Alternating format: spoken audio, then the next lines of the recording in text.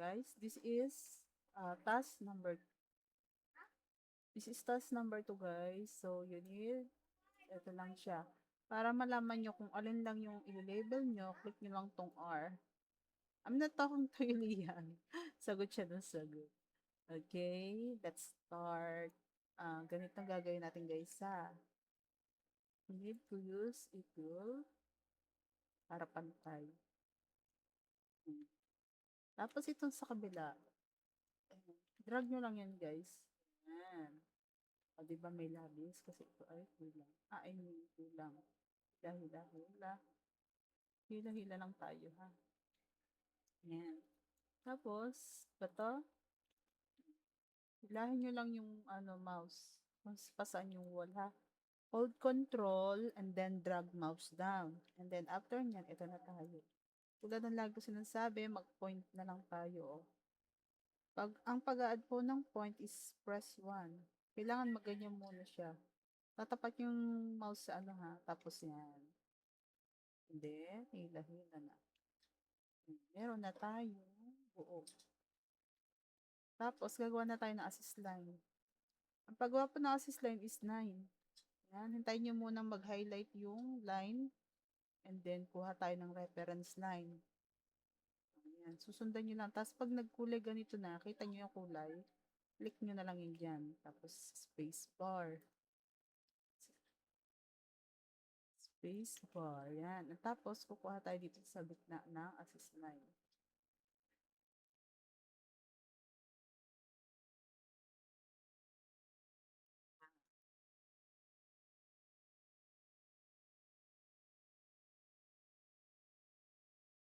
Okay na. Label na tayo.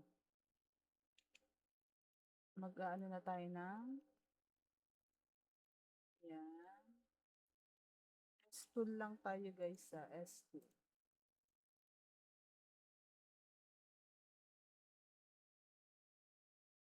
S-tool. Okay na. You can see guys, okay na siya. Oh. Okay na. Then, this one naman. Gagawa tayo ng assist line. Guys, dito ako nahihirapan talaga.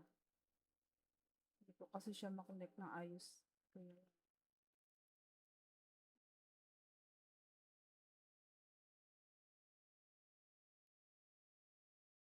since okay naman na, good na to. Hindi ko na siya kailangang ayusin. Kasi nakaano na eh. Ito pala. Itas natin. Ito goods na. Okay, let's start.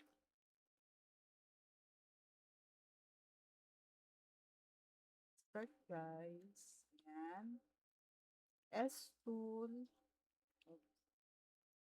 S-tool nyo lang ha. Wala kayong ibang gagawin dyan. S-tool.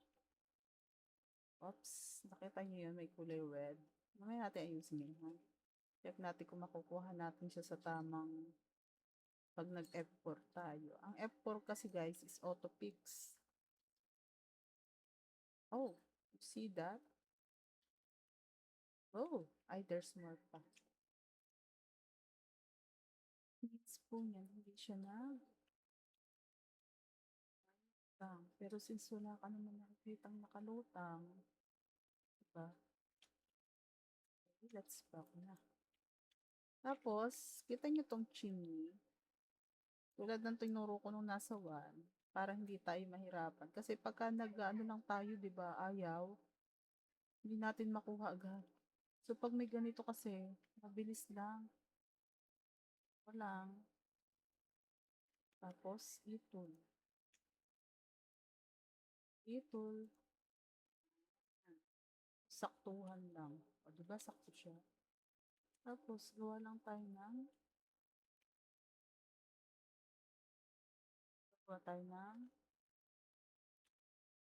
pinaka, pwede na yan. Diba? Sakto na to. Ngayon, ang gawin natin guys, i-ano muna natin, mag 3D tayo. Yan, diba hindi pantay yung 3D niya? Press mo lang yan, tapos Eto guys, itong 3D mismo ang prines ko ha. Press, then press 6. Yan. O, diba napantay na? Gagawin natin, let's check kung mawawala ang red at purple kapag nag-F4 tayo. Select muna, then group 4. Tapos, F4. Let's see kung mawawala. Oh, hindi siya nawala guys. So, it means, ito kung punama to. Ito hindi. Oh, diba kita nyo to?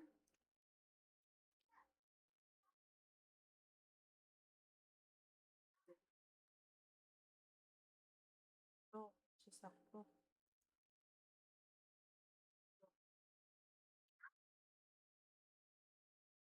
Wala. Sud tayo. Maintindihan kung bakit siya nawala.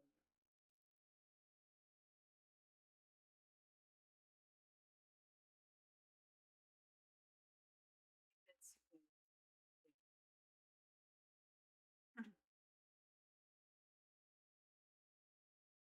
Oh, tayo. Magano tayo ng M tool. Ay, oo. Teka lang. Let's start. Ano to?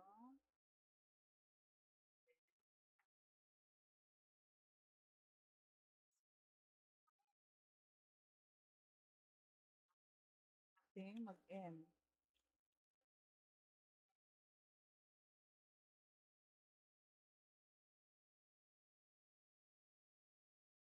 Okay, guys, ha? Ang bawat corner. Bakit to?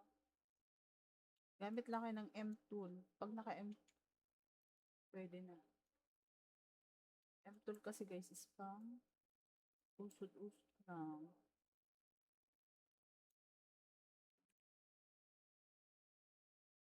Try ulit. 4, then F4. O yan, di ba? Goods na. Ay na to. Then, dito naman tayo sa kabilang ito. Ah, wait lang pala. Check mo.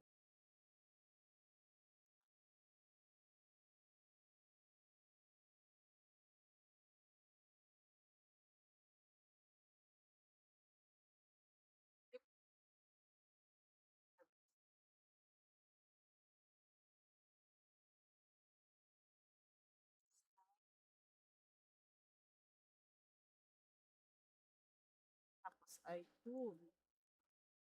Naka-I-tool ka na. Yan. Diba? Ang galing.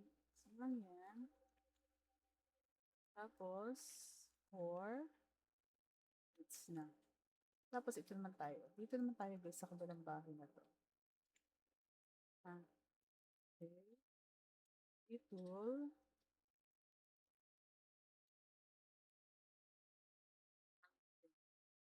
Tapos, silahin mo lang pababa.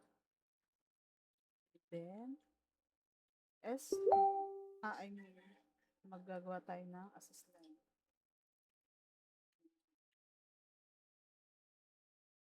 Tapos, S2.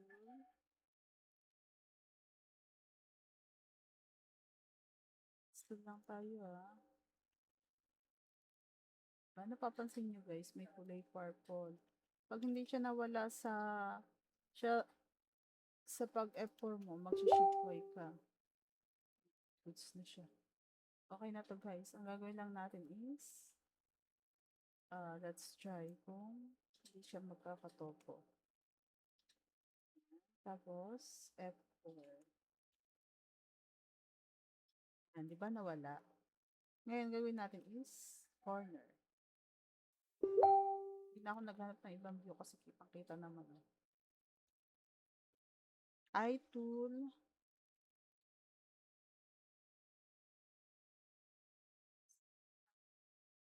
Tapos, group mo ulit. Yan. Okay na yun, guys. Next is, ito namang bahay na to. Dito tayo sa kabila. Para mas okay. Ito muna.